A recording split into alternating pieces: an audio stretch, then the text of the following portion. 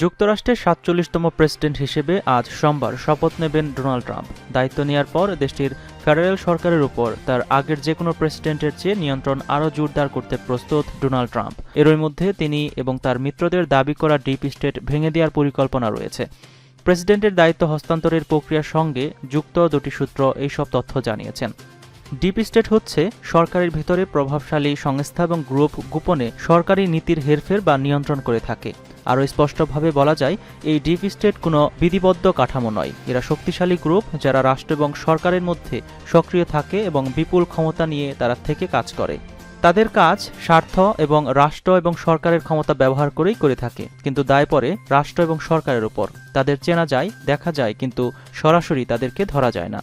মার্কিন একটি সূত্র জানিয়েছে, প্রেসিডেন্ট হিসেবে ট্রাম্পের প্রথম দিনেই একটি নির্বাহী আদেশ জারি করতে পারেন তিনি, যার মাধ্যমে প্রায় ৫০,০০০ সরকারি কর্মকর্তার চাকরি সুরক্ষা বাতিল হতে পারে।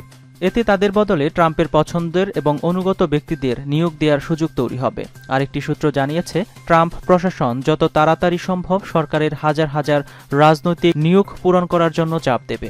সম্ভাব্য অন্যান্য সাম্প্রতিক প্রেসিডেন্টের তুলনায় সরকারের কাজকর্মে বেশি সংখ্যক রাজনৈতিক অনুগতদের গভীরভাবে অন্তর্ভুক্ত করাই এর মূল লক্ষ্য। সংবাদ মাধ্যমের প্রতিবেদন অনুযায়ী ট্রাম্পের দল এরই মধ্যে মার্কিন পররাষ্ট্র দফতরের শীর্ষ ৩ কূটনীতিকের পদত্যাগ চেয়েছেন। তারা দফতরের কর্মকর্তা এবং ব্যবস্থাপনা ও অভ্যন্তরীণ কার্যক্রম দেখভাল করতেন। এটি ভবিষ্যতে বড় ধরনের পরিবর্তনের সূচনা হতে পারে বলে ধারণা করা হচ্ছে। ট্রাম্পের সমর্থকরা বিশ্বাস করেন, তার প্রথম মেয়াদে বিচার বিভাগ, শিক্ষা বিভাগ এবং অন্যান্য সরকারি সংস্থার পরিকল্পনা বাস্তবায়নে বাধা দেয়া বা সৃষ্টি হয়েছিল অসহযোগী আমলাদের কারণেই। মার্কিন সংবিধান অনুযায়ী নতুন প্রেসিডেন্টের কার্যকাল ২০ জানুয়ারি দুপুর থেকে শুরু হয়। গত কয়েক বছরে ক্যাপিটাল হিলের পশ্চিম লনে শপথ গ্রহণ অনুষ্ঠান হলেও এবারের সেটি হবে ক্যাপিটাল রিডন্টায়, কারণ বিরূপ আবহাওয়ার কারণে অনুষ্ঠানটি ইনডোরে সরিয়ে নেওয়া হয়েছে। সাধারণত মার্কিন সুপ্রিম কোর্টের প্রধান বিচারপতি নতুন প্রেসিডেন্টের শপথ বাক্য পাঠ করান। এবার জন রটার্স দ্বিতীয়বারের মতো ট্রাম্পের শপথ বাক্য পাঠ করাবেন। শপথ শেষে নতুন প্রেসিডেন্ট আগামী ৪ বছরের পরিকল্পনা তুলে ধরবেন। একই দিন ভাইস প্রেসিডেন্ট হিসেবে জেডি ভ্যান্সও শপথ নেবেন। ট্রাম্পের শপথ অনুষ্ঠানে উপস্থিত থাকবেন প্রযুক্তি জগতের বেশ কয়েকজন শীর্ষ ব্যক্তিত্ব, যেমন ইলন মাস্ক, জেফ বেজোস এবং মার্ক জাকারবার্গ।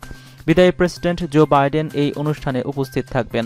যদিও ২০২০ সালে বাইডেনের শপথ গ্রহণ অনুষ্ঠানে ছিলেন না ডোনাল্ড ট্রাম্প। অতিথিদের মধ্যে আরও থাকবেন Bill Clinton, George W Bush, Barack Obama সহ জীবিত সব মার্কিন প্রেসিডেন্ট।